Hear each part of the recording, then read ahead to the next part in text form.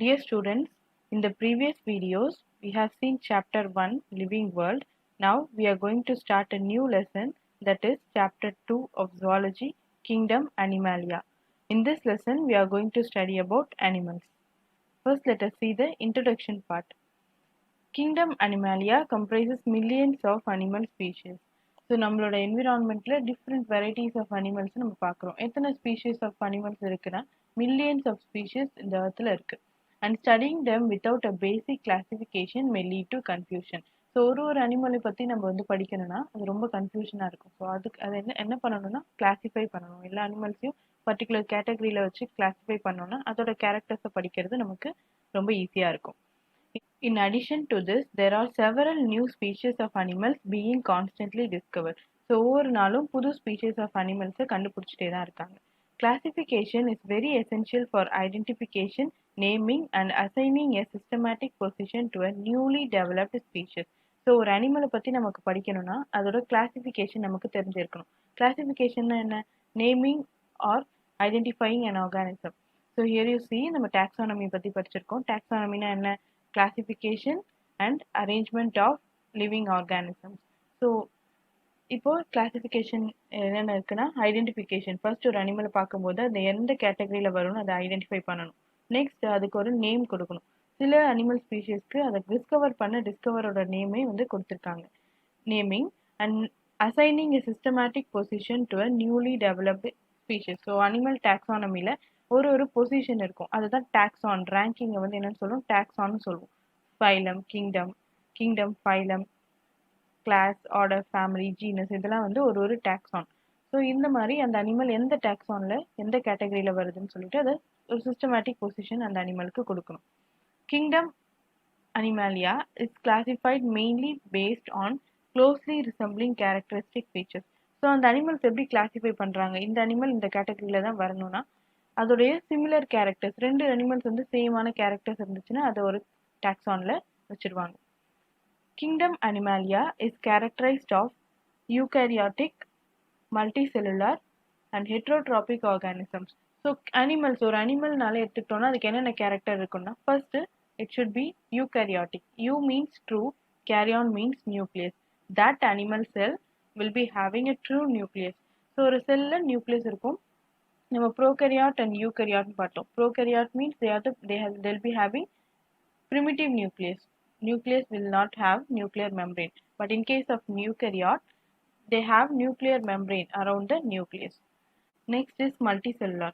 So organism two typesல இருக்கலாம். ஒன்று மல்டிசெல்லுலராக இருக்கலாம், யூனிசெல்லுலராக இருக்கலாம். யூனிசெல்லுலார்னா என்ன? Organisms having single cell are the unicellular organisms.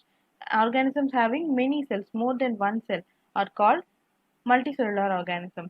So ஒரு ஆர்கானிசமில் அந்த அனிமல்னு சொல்லணும்னா அது மல்டிசெல்லுலராக இருக்கணும். நிறைய செல்ஸ் இருந்துச்சுன்னா தான் அது அனிமல்ஸ் கேட்டகரியில் வரும். யூனிசெல்லுலர் ஆர்கானிசம்ஸ் எதுவுமே அனிமல்ஸ்னு சொல்லக்கூடாது. Next heterotrophic organisms. So animals எல்லாமே ஹெட்ரோட்ராபிக். பிளான்ஸ் எல்லாம் ஆட்டோட்ராப்ஸ். நமக்கே தெரியும் ஆட்டோட்ராப்ஸ்னா என்ன? They will produce their own food using sunlight and water. Next ஹெட்ரோட்ராபிக்னா என்ன? They get food from other animal or plant sources. They are the heterotropic organisms. They include about 35 phyla, of which 11 are considered as major phyla. So animal kingdom classificationல different taxon இருக்கும் சொன்னோம். அதுல ஒரு taxon தான் phylum. Almost 99% of animals are invertebrates or animals without backbone. The remaining represents vertebrates or animals with backbone. So அனிமல்ஸை ரெண்டு கேட்டகரியில் நம்ம separate பண்ணலாம். ஒன்று இன்வெர்டிபிரேட்ஸ், இன்னொன்று வெர்டிபிரேட்ஸ். பேக் போன் இல்லைனா அந்த அனிமலுக்கு பேக் போன் என்ன? முதுகெலும்பு இல்லாத அனிமல்ஸ் எல்லாம் என்னன்னு சொல்லணும்? இன்வெர்டிபிரேட்ஸ் அப்படின்னு சொல்லணும். முதுகெலும்பு இருக்க அனிமல்ஸை வெர்டிபிரேட்ஸ் அப்படின்னு சொல்லணும். On the basis of the presence or absence of notochord. So notochord first அனிமலோடைய டெவலப்மெண்ட்ல நோட்டோகார்ட் ஸ்ட்ரக்சர் இருக்கும். அந்த நோட்டோகார்ட் தான் ஃபியூச்சரில் என்னவா டெவலப் ஆகும்னா வெர்டிபிள் காலமாக, முதுகெலும்பா, பேக் போனாக டெவலப் ஆகும். ஸோ அந்த மாதிரி வெர்டிபிள் காலம் இருக்க அனிமல்ஸை என்னன்னு சொல்கிறாங்க? கார்டேட்ஸ் அப்படின்னு சொல்கிறாங்க. வெர்டிபிள் காலம் இல்லாத அனிமல்ஸை நான் கார்டேட்ஸ். ஸோ அப்போ ரெண்டு நேம் இருக்குது. கார்டேட்ஸ்னு சொல்லலாம், வெர்டிபிரேட்ஸ்னு சொல்லலாம். நான் கார்டேட்ஸ்னால் முதுகெலும்பு இல்லாத அனிமல்ஸை நான் கார்டேட்ஸ்னு சொல்லலாம். invertebrates அப்படினு சொல்லலாம். Next is basis of classification. Multicellular organisms are structurally and functionally different, but yet they possess certain common fundamental features such as arrangement of cell layers. So multicellular organisms உடைய ஸ்ட்ரக்சரையும் ஃபங்க்ஷனும் பார்த்தோம்னா ரெண்டுமே வந்து டிஃப்ரெண்ட்டாக இருக்கலாம். ஆனால் ஒரு சில கேட்டகரிஸில் சேமான கேரக்டர்ஸ் இருக்கும். அது என்னென்னு பார்க்கலாம். Arrangement of cell layers. So அந்த அனிமல்ஸோடைய செல் லேயர்ஸ் ஒரு அரேஞ்ச்மெண்ட் சேமாக இருக்கும். Next the levels of organisation. So levels of ஆர்கனைசேஷன்னா செல், டிஷ்யூ, ஆர்கன் சிஸ்டம் இந்த மாதிரி இருக்கிற லெவலை வந்து லெவல்ஸ் ஆஃப் ஆர்கனைசேஷன் சொல்கிறாங்க. Nature of coelom. Coelom means body cavity. So அந்த அனிமலுக்கு பாடி கேவிட்டி இருக்கா இல்லையா அப்படின்றத செப்பரேட் பண்ணலாம். Next presence or absence of segmentation. செக்மெண்டேஷன்னா அந்த பாடியில் இருக்க கட்ஸ். ஸோ செக்மெண்ட்ஸ் எத்தனை செக்மெண்ட்ஸ் இருக்குது அப்படின்றத பார்த்து அனிமல்ஸை கேட்டகரைஸ் பண்ணலாம். Next is notochord. ஸோ இந்த நோட்டோகார்ட் தான் ஃபியூச்சரில் வெர்டிபிள் காலமாக டெவலப் ஆகும். And organisation of organ system. So அந்த அனிமலுடைய ஆர்கன் சிஸ்டம்ஸ் என்னென்ன இருக்குது. ஸோ இதெல்லாம் வச்சு தான் ஒரு அனிமலை எந்த கேட்டகரியில் வரும்னு கிளாஸிஃபை பண்ணுறாங்க. So these are all the basis of classification. Next levels of organisation. So என்னென்ன லெவல்ஸ் ஆஃப் ஆர்கனைசேஷன் இருக்குன்னு பார்க்கலாம். All members of kingdom Animalia are metazoans. So ஒரு அனிமல்னா அதோட கேட்டகரி ஃபர்ஸ்ட் கேட்டகரி என்ன இருக்கணும், அதுக்கு மல்டி செல்லுலார் அனிமல்ஸாக இருக்கணும். ஸோ மல்டி செல்ஸ் இருக்கணும். சிங்கிள் செல் இருக்க அனிமல்ஸ் நமக்கு தெரியும். Protozoans are having single cellular organism. They are not under the category of kingdom Animalia. So kingdom அனிமாலியாவில் இருக்க அனிமல்ஸ் எல்லாமே மல்டி செல்லுலாராக தான் இருக்கணும்.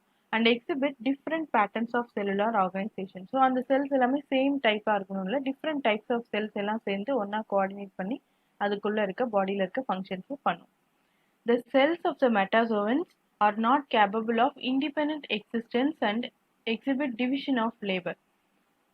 ஸோ இப்போது மெட்டாசோவன்ஸ்னால் என்ன? Meta means many, zoans represents animals. So animals with multi cells, many cells are the metazoans. So animals நாலே multicellular இருக்கணும்னு பார்த்தோம். அதுதான் ஷார்ட்டாக சொல்லணும்னா metazoans சொல்லலாம். The cells of the metazoan. So அந்த அனிமல்ஸில் டிஃப்ரெண்ட் செல்ஸ் இருக்குது. அந்த செல்ஸ் எல்லாமே ஒரே ஃபங்க்ஷனை பண்ணணுமா? இல்லை. அந்த ஃபங்க்ஷன்ஸ் எல்லாமே வந்து டிஃப்ரெண்ட்டாக இருக்கும். They cannot exist in independent. So independent ஃபார்மில் இருக்க முடியாது. ஒரு செல் ஒர்க் ஆகணும்னா இன்னொரு செல்லுடைய ஃபங்க்ஷன் அதுக்கு important. And exhibit division of labour. So ஒரு ஒர்க்கை வந்து பிரித்து செய்கிறது தான் வந்து டிவிஷன் ஆஃப் லேபர். ஸோ இந்த ஒர்க்கை ஒரு செல் செஞ்சால் இன்னொரு ஒர்க்கை இன்னொரு செல் செய்யும். ஸோ இப்போ பிளட் செல்ஸ்னால் carry the oxygen and carbon dioxide gases. So இப்போ லிவரில் இருக்க செல்ஸ்னு எடுத்துக்கிட்டோம்னா அது லிவருக்கான ஃபங்க்ஷன், பைல் செக்ரேட் பண்ணுற ஃபங்க்ஷனை பண்ணும். ஸோ இந்த மாதிரி ஒரு செல்ஸ்க்கும் செப்பரேட்டாக ஒரு ஃபங்க்ஷன்ஸ் இருக்கும். ஸோ இதுதான் டிவிஷன் ஆஃப் லேபர். ஸோ ஃபங்க்ஷன்ஸை பிரித்து செய்யறதுக்கு பேர் divisions of labor. Among the metazoans, cells may be functionally isolated or similar kinds of cells may be grouped together to form tissues, and organ systems. So metazoans ஓட cells பார்த்தோன்னா அந்த cells எல்லாம் functionally ஐசோலேட்டடாக இருக்கலாம், ஒன்றும் தனித்தனியாக இருக்கலாம். இப்போ blood cells பார்த்தீங்கன்னா அது எல்லாமே செப்பரேட்டாக வந்து பிளட் ஸ்ட்ரீமில் ஃப்ளோ ஆகிட்டு இருக்கும். Or they may be united together.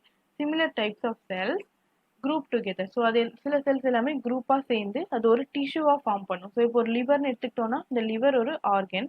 So அந்த ஆர்கனில் டிஃப்ரெண்ட் டைப்ஸ் ஆஃப் டிஷ்யூஸ் இருக்குது. டிஷ்யூஸ்னால் என்ன? Group of cells form tissues and group of tissues form organs. So ஒரு ஆர்கன் எடுத்துக்கிட்டோன்னா அதில் குரூப் ஆஃப் டிஷ்யூஸ் இருக்கும். And organ system. So organ சிஸ்டம்ஸ்னால் என்ன சொல்கிறாங்க? குரூப் ஆஃப் ஆர்கன்ஸை ஆர்கன் சிஸ்டம்ஸ்னு சொல்கிறாங்க. ஸோ இதை தான் வந்து லெவல்ஸ் ஆஃப் ஆர்கனைசேஷன் சொல்கிறாங்க. First is cells. Group of cells form tissues and group of tissues form a particular organ and many organs are grouped together to form a organ system. So இதில் பார்த்தீங்கன்னா ஒரு செல் இருக்குது. அந்த செல் நிறைய cells ஒன்றா சேர்ந்துச்சுன்னா அது என்னன்னு சொல்லும்? Tissues. So group of cells form tissues. So group of tissues are united to form a organ. So ஒரு ஆர்கன், இது ஒரு ஸ்டமக். இந்த ஸ்டமக் ஃபார்ம் ஆகணும்னா ஒரு ஆர்கன் ஃபார்ம் ஆகணும்னா குரூப் ஆஃப் டிஷ்யூஸ் எல்லாம் ஒன்றா சேர்ந்துருந்தால் ஒரு ஆர்கன் ஃபார்ம் ஆகும்.